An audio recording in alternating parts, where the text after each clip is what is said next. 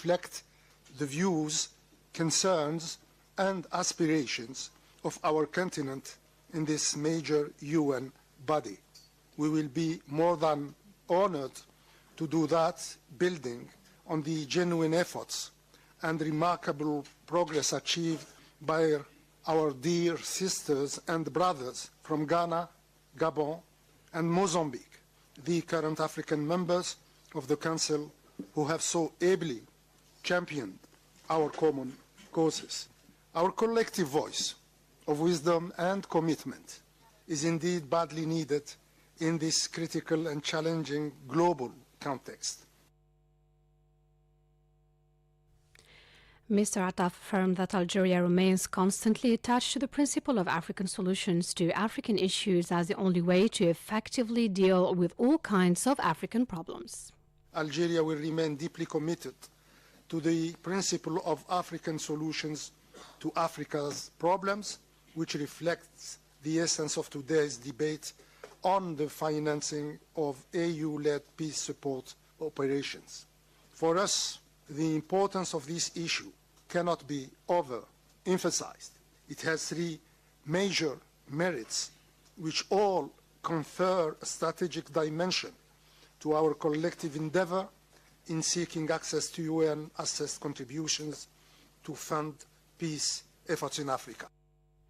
At the end of his speech, the minister highlighted the right of Africa to benefit from UN resources with a view to financing its efforts and approaches to ensure security and peace. We believe that Africa has every right to have access to the UN-assessed contributions to fund its peace operations. We also believe that the collective security system will gain more efficiency and more effectiveness by enacting this long-awaited fundamental change. Let's note that the Algerian Foreign Minister made this statement at a ministerial meeting of the Peace and Security Council of the African Union on the theme guaranteeing permanent financing and sustainability of the organization's continental peace support operations. Libya's Minister of State for Women's Affairs, Houria Khalifa Termal, has hailed here in Algiers Algeria's pioneering experience in terms of the empowerment and social, economic and political promotion of women. The Libyan minister, who was accompanied by her Algerian counterpart, Kawtar Kriko, expressed her country's will to cooperate with Algeria. The Minister of National Solidarity, for her part, underlined the importance granted by Algeria to the issue of women, especially that the President of the Republic gave instructions to support the involvement of women in national production.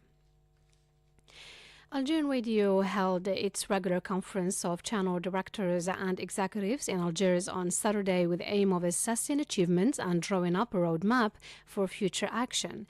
In a speech to the conference, the Director General of the Algerian Radio, Mohamed Baghali, said that the Algerian Radio has achieved a great deal and covered a number of events brilliantly, efficiently and professionally thanks to the dedication and professionalism of its staff.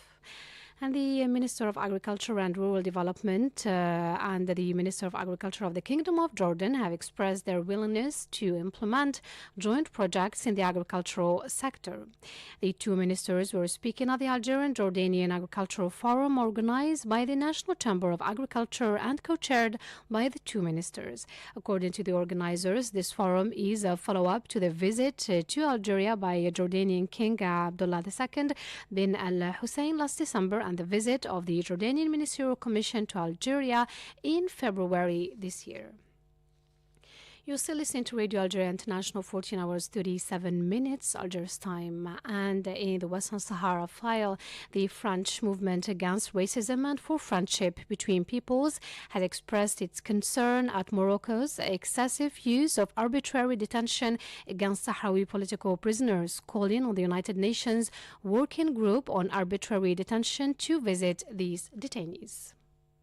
In an oral presentation to the 54th session of the Human Rights Council in Geneva, Switzerland on Friday, the organization expressed its concern at the increasing number of cases of arbitrary detention being used excessively by Morocco. MRAP also denounced the stubbornness of the Moroccan occupation authorities in pursuing a policy of headlong rush and their systematic refusal to implement the recommendations put forward by the Working Group on Arbitrary Detention. The organization reminded the Human Rights Council of the case of the sisters Sultana and Elwara Khaya mentioned in the report of the United Nations Working Group on Arbitrary Detention. The report described the practices of the Moroccan occupying police as dangerous and inhuman because of the torture and sexual assaults to which the two sisters were subjected with complete impunity. MRAP pointed out that the attack on Sultana Khaya and her sister Elwara occurred at the height of COVID-19, a health crisis that the Moroccan occupying forces exploited to isolate the two sisters and besiege them inside their family home in the occupied town of Bujdur. As a reminder, several United Nations member states have appealed to the Office of the United Nations High Commissioner for Human Rights and the Human Rights Council to shed light on the systematic violations of human rights and international humanitarian law committed by the Moroccan occupiers in the occupied territories of Western Sahara. 14 hours 39 minutes Algiers time. You still listening to Radio Algeria International. Egypt, Ethiopia and Sudan have launched a new round of negotiations over the controversial megadam built by Addis Ababa on the Nile, a source of tensions among the three nations. Ethiopia this month announced the completion of the fourth and final filling of the Grand Ethiopian Renaissance Dam, prompting immediate condemnation from Cairo, which denounced the move as illegal. Egypt and Sudan fear the massive $4.2 billion dam will severely reduce the share of Nile water they receive and had repeatedly asked Addis Ababa to stop filling it until an agreement was reached. Ethiopia's foreign minister wrote on X, formerly known as Twitter, that the three countries had opened a second round of negotiations in Addis Ababa. Egypt has long viewed the dam as an existential threat as it relies on the Nile for 97% of its water needs. Egyptian foreign minister, in an address to the UN General Assembly, said that Cairo wanted a binding agreement on the filling and operation of the dam. Still in Africa, Niger's former president Mahamadou Issoufou has said that a military intervention to restore constitutional order in the country would be a mistake, calling for a negotiated solution. The details with Said Bouazi. Mahamadou Issoufou expressed in a series of publications on X his concern about the serious crisis facing his country, reaffirming that only a negotiated solution will pave the way for a rapid return to a stable democratic order in Niger. He said that an external military intervention with incalculable human and material consequences will be a source of lasting instability. More than a mistake, to resort to it would be an error, expressing confidence that the heads of state of ECOWAS will draw on their immense wisdom to avoid making such a mistake. For several weeks now, the Economic Community of West African States, ECOWAS, has been threatening the perpetrators of the unconstitutional change in Niger of military intervention to restore the overthrown President Mohamed Bazoum, who succeeded Mahamadou Issoufou but has prioritized the diplomatic route. As a reminder, the President of the Republic, Abdelmajid Tebboune, has presented an initiative for political settlement of the crisis in Niger, which is structured around 6 axes and is part of a vision guaranteeing respect for the principle of rejecting unconstitutional changes on the one hand and the support of all parties to the peaceful option far from any military intervention on the other. And now to the burning Middle East file. 2 Palestinians were shot dead today during a pre-dawn Zionist army raid in the occupied West Bank. And the Palestinian presidential spokesman Nabil Abu Rudaina condemned the dangerous Israeli escalation against Palestinian people, their land and their sanctities, and the continuation of daily killings in all governorates of Palestine, the most recent of which was the killing of the 2 young men in cold blood in Addown today. Abu Daina added that the Israeli occupation authorities are waging a continuous war against Palestinian people and their capabilities to implement their plans, which Israeli Prime Minister, or in his speech before the United Nations, in defiance of all resolutions of international legitimacy and international law, which affirmed the right of the Palestinian people to establish their independent Palestinian state with East Jerusalem as capital. And the latest developments in Nagorno-Karabakh will be at the heart of tomorrow's meeting of Turkey's President Recep Tayyip Erdogan and his Azerbaijani counterpart Ilham Aliyev. Azerbaijan's forces carried on operations in Nagorno-Karabakh to restore control after their offensive, which has raised concerns about the fate of Armenians trapped in the region. 14 hours 43 minutes, Algiers time. You're still listening to Radio Algeria International, and now the headlines. The Minister of Foreign Affairs and National Community Abroad, Ahmed Attaf, has emphasized the importance of empowering Africa to find African solutions to African issues at a meeting on African peace and security in New York. And Egypt, Ethiopia and Sudan have launched a new round of negotiations over the controversial Renaissance Dam. And 2 Palestinians were shot dead during a pre-dawn Israeli raid in the West Bank, and a Palestinian presidential spokesman condemned the dangerous Israeli escalation against Palestinian people. 14 hours 44 minutes, Algiers time. You're still listening to Radio Algeria International, and time now for the international event of the week. The international event of the week. World leaders representing 140 countries gathered this week in New York as part of the 78th session of the UN General Assembly. The World Leaders' Annual Debate is centered on the crises and conflicts besetting several countries in the world, as well as on the geopolitical divisions, the development issues, and climate change. Addressing this year's session placed under the theme of Rebuilding Trust and Reigniting Global Solidarity, the UN Secretary-General Antonio Guterres said that a new multipolar world is emerging, leading to, as he put it, escalating tensions, fragmentation, and wars. He admitted that there were disagreements internationally over major issues, but also on what the remedies should be, while stressing that the capacity to respond was undermined by the geopolitical divisions. Asked about how an emerging multipolar world, more fragmented and divided than ever, as described by the UN Secretary-General, could unite over core issues, our political analyst Hamoud Salhi had this to say. There are several factors that would force the dominant powers in the multipolar system to look for common ground, particularly in issues that concern everyone, including climate change and worldwide pandemic.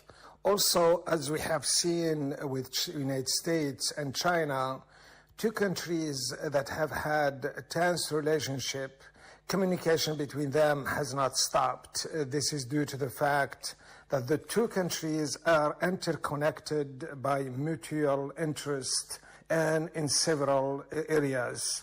As a result, the United States and China have met and agreed to set aside their differences and look for areas of common interest. Second, the dominant powers would fight for strategic interest through surrogate nation, as we have seen in many parts of the world, including recently in Africa. This is to avoid direct confrontations, which can be devastating for the 2 countries involved in the conflict, but also worldwide. And as a result, this sort of avoid or lay down some kind of mutual understanding that as long as the 2 countries are not in direct confrontation, they will sort of look for ways of how to work together indirectly and with respect to international regimes and international law. Finally, third parties, as in the case in the past with the Group of 77 or the non-aligned movement, these countries can play an instrumental role in de-escalating conflicts, and as a result, they may be able to, or as they have been in several cases, to help resolve some conflicts and steer away challenges that would put the international system in a difficult situation. These areas are the third world countries, the Group 77, the non-aligned movement, could have a major role in bringing in seeing that the multipolar system has ways to preempt wars and achieve peace through the resolution of conflict peacefully. Separate summits were held outside the Assembly General to discuss the yet insufficient efforts made by the world leaders to reduce poverty and address climate change. These issues are among the so-called Sustainable Development Goals, known as SDGs, which were endorsed by the UN members in 2015. However, the fulfillment of these goals to be completed by 2030 has been hampered by the global inaction, the pandemic, and the rising cost of living due to inflation. Evoking the global inaction and the lack of progress in the achievement of the Sustainable Development Goals, the UN Secretary-General Antonio Guterres had the following. So the SDGs aren't just a list of goals. They carry the hopes, dreams, rights and expectations of people everywhere. And they provide the surest path to living up to our obligations under the Universal Declaration of Human Rights, now in its 75th year. Yet today, only 15% of the targets are on track, and many are going in reverse. Instead of leaving no one behind, we risk leaving the SDGs behind. So, Excellencies, the SDGs need a global rescue plan. Besides the development concerns of the Global South, outstanding issues such as conflict besetting Sudan, the humanitarian crises facing Yemen, and security and stability in Africa were addressed during the UN General Assembly. Among the regional and global issues, the Palestinian issue was also tackled by the UN General's debate. In this respect, Algerian President called for the convening of a special session to discuss Palestine's full membership. He advocated Algeria's support for the Arab Peace Initiative, allowing for the creation of an independent Palestinian state within the 1967 borders. Asked on whether granting Palestine full UN membership could take a concrete form, as it has already been agreed on by most UN General Assembly, our political analyst Hamoud Salhi commented the issue. That designation should be automatic. The state of Palestine has all the organs of an independent state. The United Nations General Assembly designates the Palestinian National Authority as Palestine, and the Palestinian state conduct the business of foreign policy and has embassies in a considerable number of states. Therefore, granting it a full membership is certainly a matter of fact and a matter of time, but the process is where the problem is. The challenge remains in this instance political, with the United States in particular blocking all attempts to make it so. As we know, an official application the Palestinian submitted in November 2011 has been blocked by the United States and the Security Council. The Palestinians in this matter have a two-thirds required as a recognition in the United Nations General Assembly. But to be successful, the United Nations Security Council has to adopt it unanimously. It is here that the challenge remains the biggest, and with the United States constantly blocking this attempt, it is the United Nations Security Council may be the biggest challenge for the Palestinians to achieve their full statehood. It is worth recalling that Palestinian President Mahmoud Abbas once again urged the UN General Assembly's members to recognize Palestine's statehood and once again stressed that peace could not prevail in the Middle East unless the Palestinians fully enjoy their rights.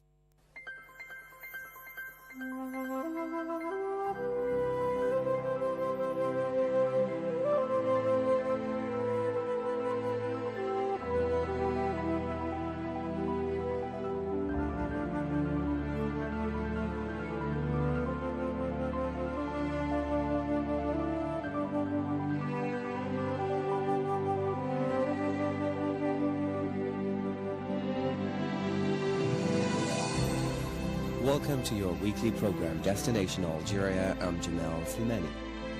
There are a number of great destinations in Algeria just waiting to be discovered. A curious mixture of cultures and influences, Algeria has something interesting to see in just about every city. The country is also the first largest on the African continent, so you can be sure that there are plenty of towns and cities to visit. Let's visit Algeria's fascinating destinations, you and I, together.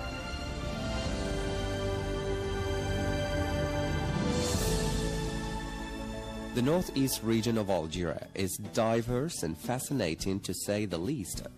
With its majestic rugged coastline, high plains, breathtaking mountain ranges, picturesque farmlands and sunny beaches, tourists flock to the various cities and towns located here. Algeria has many noteworthy sites and historical attractions scattered across its wonderful landscapes, and in the northeast region, visitors will find a new discovery in every destination. Traveling through this region is a great experience, presenting an opportunity to explore the true beauty of the country. Significant cities such as Timgad, Jmila, Annaba, Constantine, Betna and Stif are all located in Algeria's northeast region. The fourth largest city in Algeria is Annaba, and it is situated in the Annaba province, known for its exciting and varied nightlife and being home to some of the best beaches in the country. Annaba is a popular destination.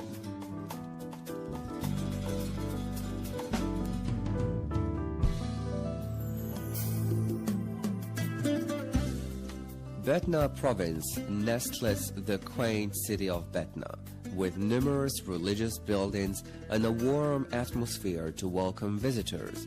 When it comes to historical destinations, visitors should look no further than Jmila, which is famous for its museums, stunning collections of artifacts, and the most well-preserved Roman ruins in North Africa.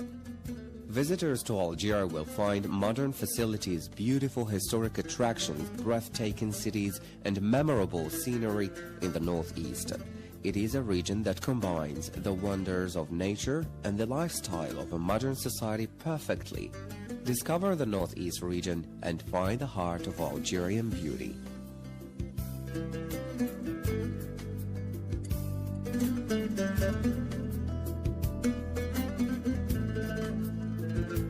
In the second part of our program, we take you to the northwestern part of Algeria. The beautiful coastline and spectacular mountain ranges of the northwest region of Algeria attracts thousands of visitors to the destinations in this region each year. Visitors to the northwest region have a vast variety of destinations to choose from, including Saida, Intimushant, Tiaret, Mascara, Oran, Ghilizan, Mustghanem and Sidi Bel Abbas. Founded in 1851, the town of Intimushant in the Intimushant province is blanketed with fragrant orchids, massive vineyards and fascinating gardens, making this town one of the most picturesque destinations in the northwest region.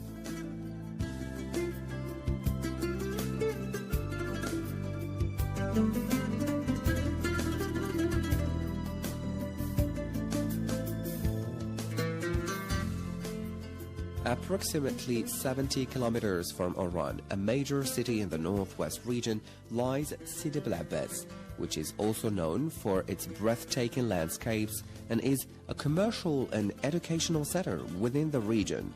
It is a city with a rich history, and visitors to the city will be amazed at the beauty and noteworthy sites located here. Oran is a vital industrial and commercial center for the region, and with its success in these industries, a bustling city has emerged. Visitors to Oran can therefore look forward to stylish art centers, great nightlife, beautiful seaside resorts, and quality restaurants.